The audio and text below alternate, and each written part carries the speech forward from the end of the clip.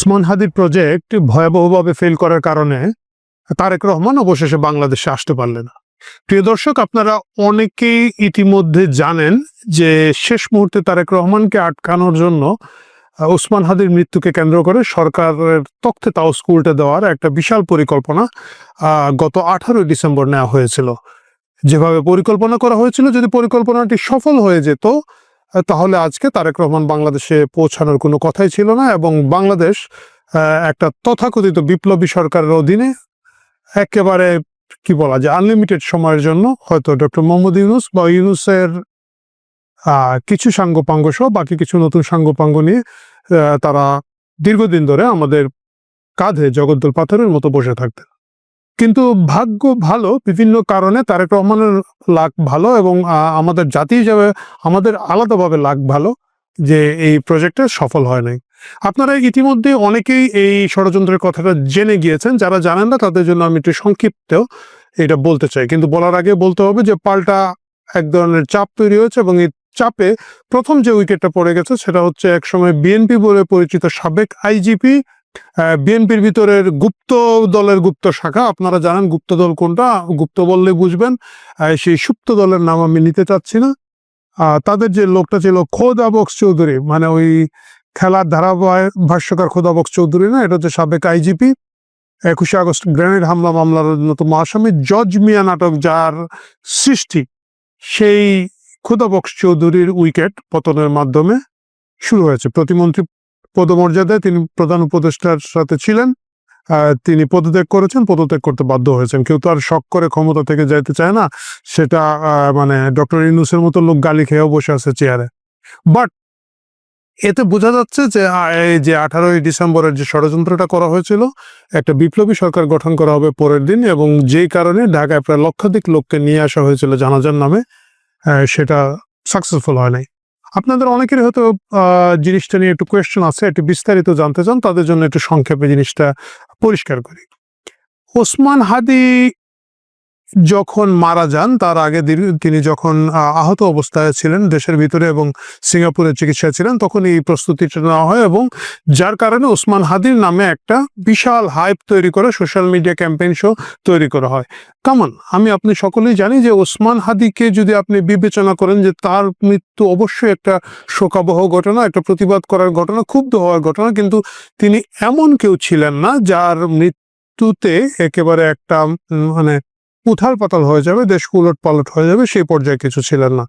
তিনি বিখ্যাত ছিলেন খুব অশ্লীল গালাগালি করার জন্য, তিনি বিখ্যাত ছিলেন ভাঙচুর করার জন্য, মব ভায়োলেন্সের জন্য। উনি প্রকাশ্য মিডিয়া বলেছেন যে 10 লাখ টাকা করে না দিলে উনি বিভিন্ন জায়গায় গিয়ে এসব জিনিস ভাঙবেন টাকবেন না, পরবর্তীতে হয়তো ফ্রি বা অল্প পয়সায় উনি কাজ করতে চাচ্ছিলেন না। এই সব কিছু মিলিয়ে ওসমান হাদি এমন কোনো অবস্থা ছিলেন না, এটা বোঝা যায় উনি যখন গুলি খান তার আগের সপ্তাহে, উনি যখন নির্বাচনী এলাকায় ঢাকা 8-এ গিয়ে ক্যাম্পেইন করছেন, তার সাথে 4-5 জন লোক এবং বিভিন্ন বাসা থেকে তার উপরে ময়লা পানি ছুঁড়ে ফেলার অভিযোগও আমরা শুনেছি। এই অবস্থা থেকে ওসমান হাদির এই হাইপটা তৈরি করা হয় এবং যখন অবশ্যম্ভাবী ছিল যে ওসমান হাদি হয়তো বেঁচে আর আমাদের মধ্যে ফিরে আসতে পারবেন না, তখন এই সুযোগকে কাজে লাগানোর জন্য একটা চেষ্টা করা হয়।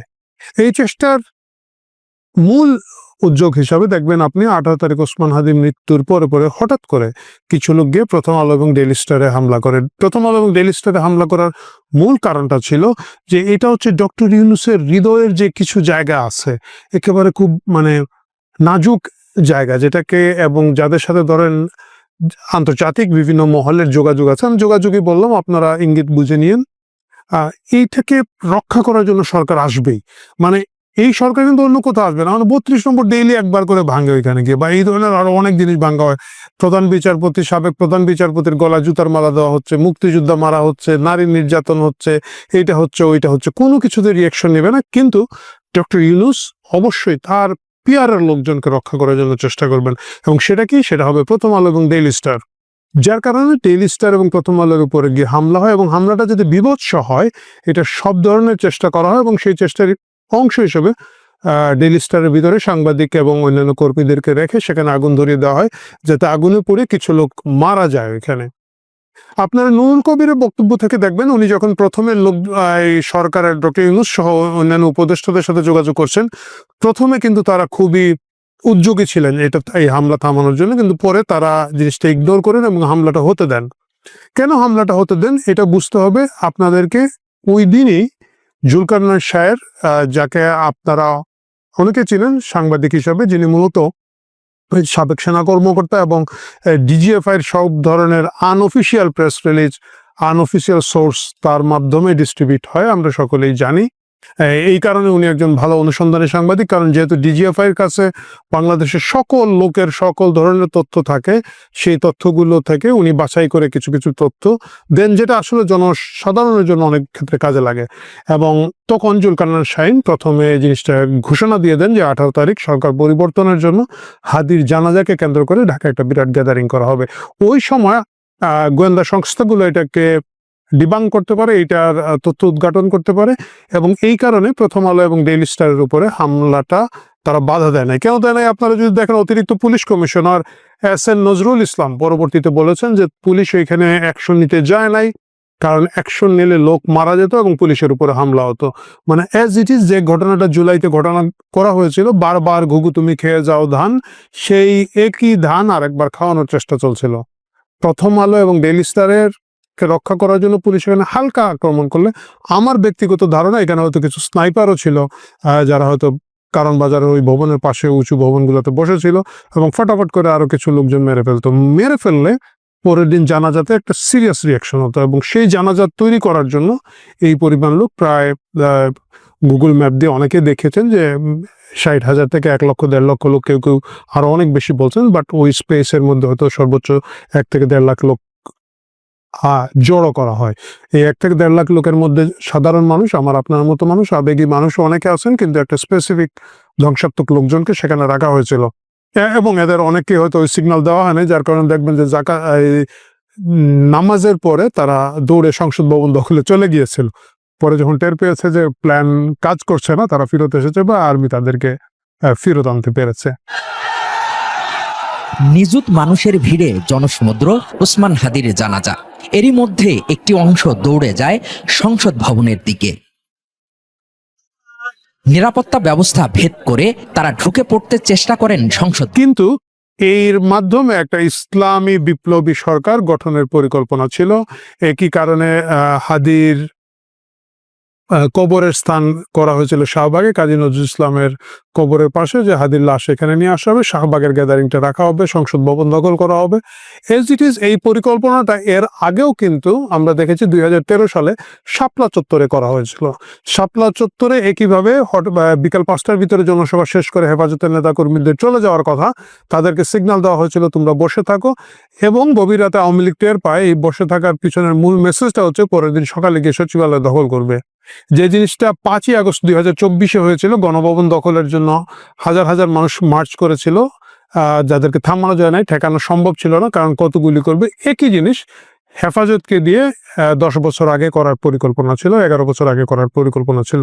এটারই থার্ড ফেজ হিসেবে চেষ্টা করা হয়েছিল সংসদ ভবন এবং অন্যান্য জিনিস করে ফেলতে, কিন্তু যেহেতু প্রথম আলোর ঘটনাটা এক ধরনের গা ঢিলা দিয়ে দেওয়া হয়, এবং এইটার পিছনে বিএনপি পন্থী প্রশাসন, বিএনপি পন্থী সেনাবাহিনী, বিএনপি পন্থী গোয়েন্দা সংস্থার লোকজনের একটা বিশাল ভূমিকা আছে। এই ভূমিকার কারণে তারেক রহমানের দেশে ফেরাটা আপাত দৃষ্টিতে নিরাপদ হয়েছে, তিনি ফিরতে পেরেছেন, এবং 18 তারিখের যে গণকু করার পরিকল্পনা ছিল সেটা ব্যর্থ হয়েছে। সেই ব্যর্থ হওয়ার পিছনে পরে এখন মনে হচ্ছে সরকার কিছুটা ক্লিন করার চেষ্টা করছে। খুদাবক্স চৌধুরী প্রতিমন্ত্রী পদমর্যাদায় ছিলেন, তার উইকেট ফেলে দিয়ে এটা শুরু করা হয়েছে, এবং এই লোকটা যে শুধুমাত্র জজ মিয়া নাটক করে বিএনপিকে বিপদে ফেলায় বা ওই ধরনের লোক না, সে গত কয়েক মাসের আচরণ আমরা সকলেই জানি, একটা প্যারালাল স্বরাষ্ট্র মন্ত্রণালয় চালাচ্ছে, চুপচাপ থেকে মিডিয়ার মধ্যে না আসে। এবং একটা যে চেষ্টা হচ্ছিল, এই যে আমাদের কি যে ফুকলাদাতের একজন উপদেষ্টা আছেন জাহাঙ্গীর সাহেবকে বাদ দিয়ে ওইখানের মধ্যে রজার, আরে শালা নাম শুনলেই তো একটা ইংলিশ ভাব লাগে, রজার সাহেবকে নিয়ে আসা, মানে খলিল সাহেব। এবং আপনারা সকলেই জানেন এই খলিল এবং এই খোদাবক্স চৌধুরীর এই লবিটা আসলে কারা। এই লবিটা হচ্ছে সেই লবি মাহমুদুর রহমান মাহমুদুর রহমান, আমার দেশের মাহমুদুর রহমানের যে লবিটা, যে তুরস্ক গোয়েন্দা সংস্থার যে লবিটা, যেটার সাথে আমাদের কিছু ইউটিউবার এবং কিছু উগ্র ডানপন্থী গ্রুপ আছেন। এই লবির নিয়োগপ্রাপ্ত খুদাবক চৌধুরী, এই লবির নিয়োগপ্রাপ্ত আমাদের প্রিয় খলিল ভাই রোজার রহমান, তাদেরকে দিয়ে ক্ষমতায়নের যে সেকেন্ড লেভেলের চেষ্টা হচ্ছিল এটা আপাতত ঠেকিয়ে দেওয়া গিয়েছে। এত কিছু হওয়ার পরেও এই প্রশ্নটা থেকেই যায় যে এইটা শেষ হলেও ষড়যন্ত্র কি থেমে থাকবে? আর যদি ষড়যন্ত্র থেমে না থাকে, তারেক রহমান যে দেশে ফিরলেন, দেশে ফিরে তিনি তার যে ঝুঁকির কারণে তিনি এতদিন ফিরতে পারেননি, সেই ঝুঁকি কি আদৌ নিউট্রালাইজ হয়েছে? এটা খোদাবক চৌধুরী বলুন বা রোজার রহমানের কে স্বরাষ্ট্র উপদেষ্টা বানানোর ষড়যন্ত্র বন্ধ করে দেওয়া বলুন, এটা কি আপাতত ষড়যন্ত্রকারীদেরকে একটু থামিয়ে দেওয়া হলো, নাকি এদেরকে নির্মূলের জন্য এই সরকারকে বিএনপি লবি থেকে আরো বেশি শক্তি এবং চাপ তৈরি করা হবে? এটা আমাদের দেখার বিষয়। যদি সেই চাপ তৈরি করা হয়, যদি ষড়যন্ত্রকারীদেরকে নির্মূল করা সম্ভব হয়, তাহলে তারেক রহমানের বাংলাদেশে ফেরত আসাটা হয়তো তুলনামূলক কিছুটা নিরাপদ থাকবে এবং আগামী ফেব্রুয়ারিতে যে নির্বাচনের জন্য পরিকল্পনা করা হয়েছে সেই নির্বাচনটা হবে। আর যদি তা না হয়ে থাকে, তাহলে খেলাটা ভিন্ন দিকে ঘুরবে। এই ভিডিওটা যখন আমরা করছি, আমরা জানি মগবাজারে একটা শক্তিশালী বোমা, যেটাকে পুলিশের ভাষা বলা হচ্ছে শক্তিশালী ককটেল, ওই আবার জজমিয়া মার্কা নাটক, সেটা ফাটানো হয়েছে এবং সেটা ফাটানো হয়েছে একটা চার্চের পাশে। আমার ধারণা এটা হচ্ছে গিয়ে পরদিনের অনুষ্ঠান উপলক্ষে চার্চগুলোতে প্রোগ্রাম চলছে এবং খ্রিস্টানদের উপরে কোনো ধরনের হামলা যদি হয়, এটার একটা আন্তর্জাতিক প্রতিক্রিয়া একটু ভিন্নভাবে হবে এবং সেটা করার একটা চেষ্টা কোনো না কোনো গোষ্ঠী করে যাচ্ছে। এই বিষয়গুলোতে যদি সতর্ক থাকতে পারেন, এই বিষয়গুলো যদি নিউট্রালাইজ করা যায়, তাহলে শুধুমাত্র তারেক রহমানের বাংলাদেশের অবস্থান নিরাপদ হবে। আর যদি তা না হয়, তিনি যে ভয়ে বাংলাদেশে আসেন নাই, সেই ভয়টা অচিরেই কোনো একটা সময় ঘটতে পারে। প্রিয় দর্শক, আসুন আমরা সকলে সতর্ক থাকি, দেশের শান্তি শৃঙ্খলা রক্ষার জন্য যার যার জায়গা থেকে আমরা চেষ্টা করি। এই চেষ্টাটা যদি না হয়, আমরা ভবিষ্যতে আরো বেশি বিপদে পড়বো এবং এই দেশ আরো বেশি ঝামেলায় পড়বে। ভারত কি আসলে বাংলাদেশের সাথে যুদ্ধ করে বাংলাদেশের একটি অংশ নিয়ে যেতে চায়, অথবা বাংলাদেশ সৃষ্টির আদি থেকে অর্থাৎ 1971 সাল থেকে আজকে পর্যন্ত ভারতের কোনো কাজ, ভারতের কোনো কথা, ভারতের কোনো কার্যকলাপ এখন পর্যন্ত এইরকম সিগন্যাল দেয় কিনা যে ভারত আসলে বাংলাদেশকে দখল করে নিতে চায়, অথবা ভারত বাংলাদেশকে তার অঙ্গরাজ্য বানাতে চায়? এইরকম কোনো ঘটনা কি ইতিহাসে, আমাদের জীবনে, অথবা সমাজে, অথবা সারা পৃথিবীতে কেউ দেখেছে কিনা? সোজা কথায়, এক কথায় বলতে গেলে না, কেউ দেখেনি, ভারত কখনো চেষ্টা করেনি এবং ভারতের সেই রকম কোনো ইন্টেনশন আগেও ছিল না, এখনো নেই। তাহলে আপনি যদি আমার এই কথাটিকে হিস্ট্রিক্যালি একটু যাচাই বাছাই করেন, তাহলে কি দেখবেন? 1971 সালে যখন বাংলাদেশ স্বাধীন হয়, তার মাত্র 3 মাসের মাথায় ভারতীয় সেনাবাহিনী বাংলাদেশ থেকে চিরতরে চলে যায়।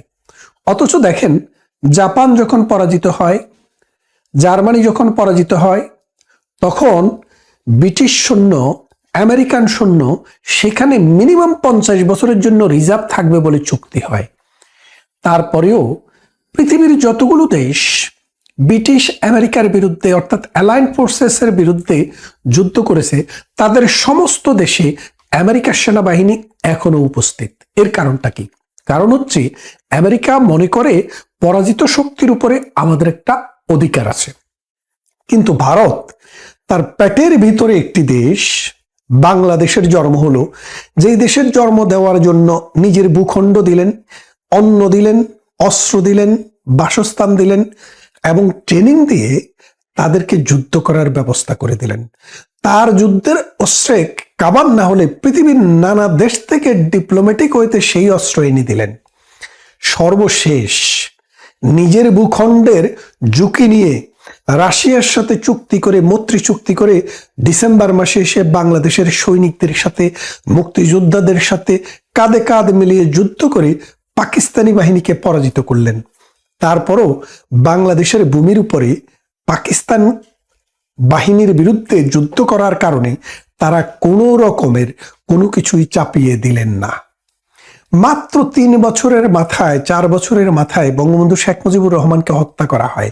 72, 73, 74, 75 সালের মাঝামাঝি 3.5 বছরের মাথায় বঙ্গবন্ধুকে হত্যা করা হয়।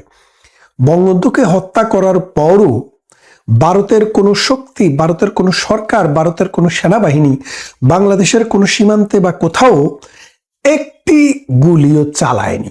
তার মানেটা কি দাঁড়াচ্ছে?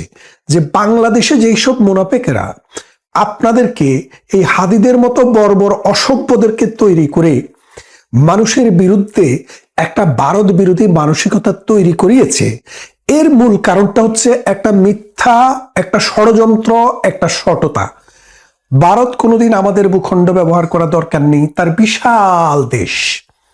বাংলাদেশের তুলনায় কত গুণ বেশি একটু গুগল করে আপনারা দেখে নিলেই বুঝবেন। এবং এই ভারতের বিরুদ্ধে আরো কতবার ভারতের সুযোগ এসেছে বাংলাদেশকে নিয়ে নেওয়ার মতো, কিন্তু ভারত কখনো সে পথে হাঁটেনি। তারপর দেখেন ভারতের সাথে যে আমাদের সীমান্ত সমস্যা, ৭৪ সালে ইন্দিরা মুজিব একটি চুক্তি হয়েছিল, সেই চুক্তির ভিত্তিতে ৭৫ সালে বঙ্গবন্ধু হত্যার পর সেটা আর কাজ করেনি সেই চুক্তিটি। কিন্তু ২০২১ সালে এসে মোদি আবার সেই চুক্তিটি পার্লামেন্টে পাশ করিয়ে দিলেন। বেরুবাড়ি, আঙ্গরপোতা, দহগ্রাম সহ আমাদের যেই সব ছিটমহল রয়েছে, এই ছিটমহল গুলাকে দুই দেশের নাগরিককে নাগরিকত্ব প্রদান করলেন এবং ছিটমহল সমস্যার সমাধান করলেন। এই সমাধান করতে গিয়ে দেখা গেল যে বাংলাদেশের ভিতরে ভারতের যে জায়গা রয়েছে আর ভারতের ভিতরে বাংলাদেশের যে জায়গা রয়েছে, এটাকে প্লাস মাইনাস করলে ভারতের ১৫০০ হেক্টর বেশি জায়গা, কারণ ভারতের ছিটমহল বেশি ছিল। তখন ভারত এই ১৫০০ হেক্টর বাংলাদেশে দান করে গেছে, বলছে যে আমরা বাংলাদেশকে এই ১৫০০ হেক্টর ছেড়ে দিলাম, দিয়ে সমস্যার সমাধান করে দিলাম। তার মানে বোঝেন, ভারতের ক্ষমতা থাকা সত্ত্বেও ভারত ১৫০০ হেক্টর জায়গা বেশি দিয়ে এই মানবিক সমস্যাটির সমাধান করে দিলেন। তারপরে আসেন বাংলাদেশের যখনই কোনো ক্রান্তিকাল এসেছে, বাংলাদেশের বিদ্যুতের প্রয়োজন, ভারতের আমরা মুখোমুখি হয়েছি। খাদ্যের প্রয়োজন, ভারত থেকে আনলে সুবিধা। বুটের প্রয়োজন, আলুর প্রয়োজন, সোলার প্রয়োজন, তারপরে পেঁয়াজের প্রয়োজন, কাঁচামরিচের প্রয়োজন, ভারত থেকে আনলে সুবিধা। সেই জন্য ভারত তার দৌড় সবসময় খোলা রেখেছেন। এখন বিষয়টা হচ্ছে, বাংলাদেশ নিলে ভারতের লাভটা কি? ভারতের এখনো অসংখ্য অঞ্চল অনাবাদি পড়ে আছে। বাংলাদেশকে নিয়ে ভারতের কি হবে? 18 কোটি মানুষ একটা ছোট্ট একটু জায়গায় খোয়াইয়ের মতো বসবাস করে। এবং ভারত আরো একটি কারণে বাংলাদেশকে কখনো কোনো দিনও নিতে চায় না এবং নেবে না বলে আমি বিশ্বাস করি। কেন করি সেটা যদি দেখেন, ভারতের বর্তমান ভূখণ্ডে ১৪৫ থেকে ১৫০ কোটি মানুষের বসবাস। এই ১৪৫ থেকে ১৫০ কোটি মানুষের মধ্যে নানান ধর্মের মতের এবং মানুষ এখানে বসবাস করে। শুধু মুসলমানের সংখ্যাই আছে সেখানে ৩০ থেকে ৩২ কোটি। এখন বাংলাদেশ যদি ভারত দখল করে, এখানে যদি আরো ২০ কোটি মুসলমান যোগ হয়, তাহলে আপনি খেয়াল করে দেখেন ভারতবর্ষের এই অংশে শুধু ভারতের ভেতরে মুসলমানের সংখ্যা ৫০ কোটির বেশি হয়ে যায়। তো ৫০ কোটির বেশি যদি ভারতের মুসলমানের সংখ্যা হয় বাংলাদেশকে ইনক্লুড করলে, সেই ক্ষেত্রে ভারত কি আর হিন্দু রাষ্ট্র থাকে না। অর্থাৎ ভারতের হিন্দু রাষ্ট্রের যে চরিত্র, সেই চরিত্রটাই থাকে না। যার কারণে ভারতের কোনো কালে কখনো বাংলাদেশ নিয়ে, বাংলাদেশের ভূখণ্ড নিয়ে, বাংলাদেশের মানুষ নিয়ে দখল করার কোনো চিন্তা ভারতের কাছে আসে নাই। এই মস্তিষ্কে মানুষের, বাঙালির মননে এবং মস্তিষ্কে এটা ঢুকাই দেওয়া গেছে কি কারণে বোঝেন? কোনায় কোনায় মাদ্রাসা হয়েছে। এই মাদ্রাসার হুজুরগুলো হচ্ছে অশিক্ষিত বা অর্ধশিক্ষিত। এই অশিক্ষিত এবং অর্ধশিক্ষিত লোকগুলা শুধু ভারত বিরোধিতায় আছে, শুধু একবারও বিশ্বাস করে না, একবারও বুঝতে চেষ্টা করে না এই ভারতীয় হিন্দুরা যদি ১০০০ সাল ১২০০ সাল থেকে যখন মুসলমানেরা ভারতবর্ষে আসা শুরু করে, তখন থেকে যদি ভারতীয়রা যদি জাতীয়তাবাদী চেতনা এবং কচু কাটা শুরু করত, তাহলে এই ভারতবর্ষে মুসলমানদের পক্ষে এই বংশবিস্তার করা, তাদের সংখ্যা বাড়ানো এবং মুসলমান সংখ্যাগরিষ্ঠ দুইটি অঞ্চল তৈরি করা কোনোভাবেই সম্ভব ছিল না। দুইটি নয়, ৩টি অঞ্চল, পাকিস্তান যেখানে আছে সেটা, বাংলাদেশ যেখানে আছে এটা, এবং হায়দ্রাবাদ যে অঞ্চলে আছে সেটা।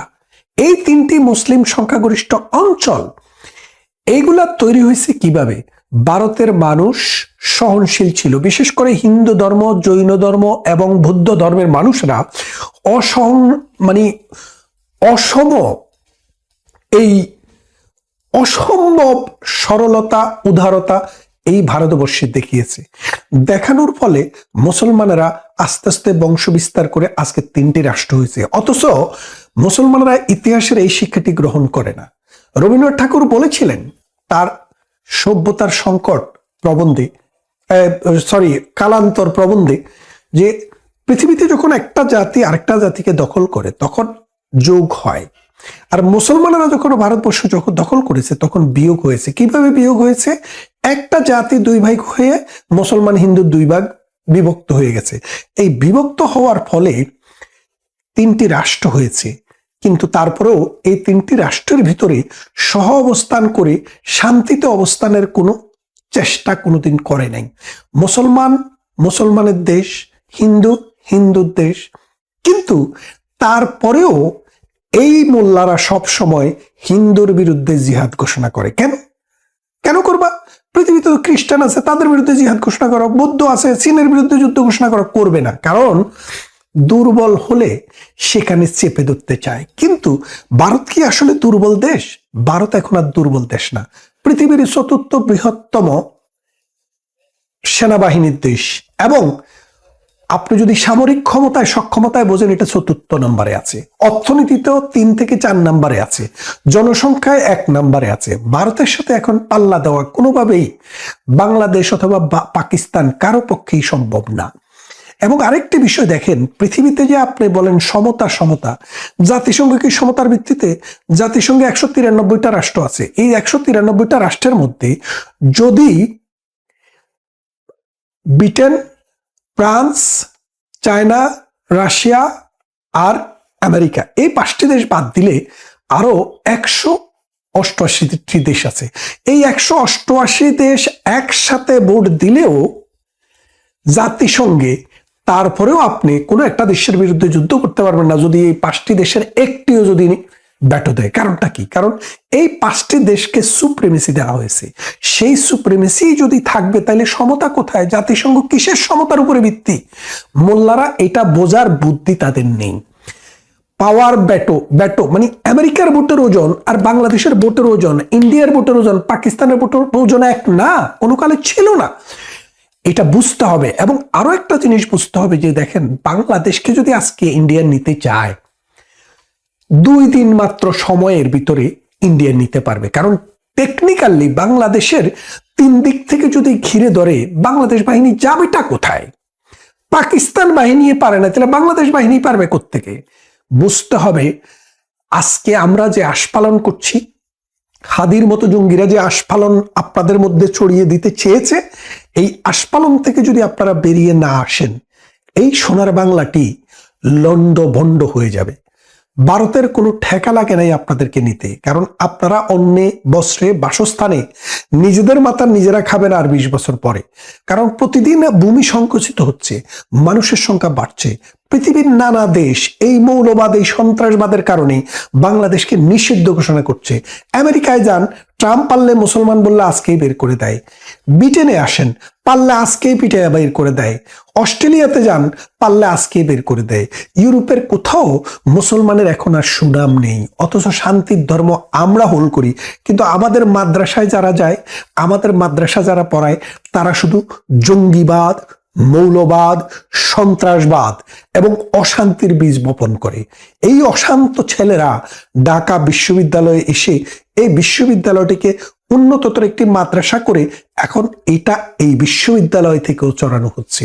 71-এর ঘাতকদেরকে এখন নেতা বানানো হচ্ছে, তাদেরকে রাষ্ট্রের অবিসংবাদিত নেতা বলা হচ্ছে। এর মূল কারণ একটাই, যে ভারত বিরোধিতা, মৌলবাদ, সন্ত্রাসবাদ, পাকিস্তান যে জঙ্গিবাদ উৎপাদন করে তাদের সাথে সহযোগিতা। আসুন আমরা শিক্ষা নেই ইতিহাস থেকে। শুধু শক্তি বুদ্ধিমত্তা হলেই হবে না, বাস্তবতা এবং ঐতিহাসিকতাকেও আমাদেরকে গুরুত্ব দিতে হবে। আজকের ভারত পুরো পৃথিবীর আইকন। আগামী 10-20 বছরের মধ্যে জাতিসংঘের যে 5টি নিরাপত্তা পরিষদের স্থায়ী সদস্য আছে, সেটি 10টাতে রূপান্তরিত হতে যাচ্ছে। সেই 10টি দেশের মধ্যে একটি দেশ হবে ভারত, একটি দেশ হবে জাপান, একটি হবে জার্মানি, আর 3টি এখনো নির্ধারিত হয়নি। একটি ব্রাজিল এবং একটি সাউথ আফ্রিকা বা কোনো একটা আফ্রিকান কান্ট্রি হতে পারে। তাই বলছি যে এই পৃথিবীর যে আজকের দিন, আজকের অবস্থান, জঙ্গিবাদের প্রতি মানুষের যে জিরো টলারেন্স এবং পশ্চিমা বিশ্ব যে মুসলমানদেরকে জঙ্গি হিসাবে নির্ধারণ করছে, এর বিষয়গুলা বাংলাদেশের দিকে তাকালেই বোঝা যায়। আসুন আমার আপনার ভাই বোন সন্তান সন্ততিকে সঠিক ইসলামী শিক্ষা দেই, যে শিক্ষা মানুষকে হিন্দু বৌদ্ধ খ্রিস্টান নয় মানুষ হিসেবে দেখার শিক্ষা দেয় এবং এই দুনিয়াতে সুষ্ঠুভাবে সুন্দরভাবে সহাবস্থান নিয়ে বসবাস করার টলারেন্স হওয়ার শিক্ষা দেয়। শুধু গালিগালাজ নয়, একটু বুদ্ধি খরচ করার যেন আমাদের সুযোগ হয়।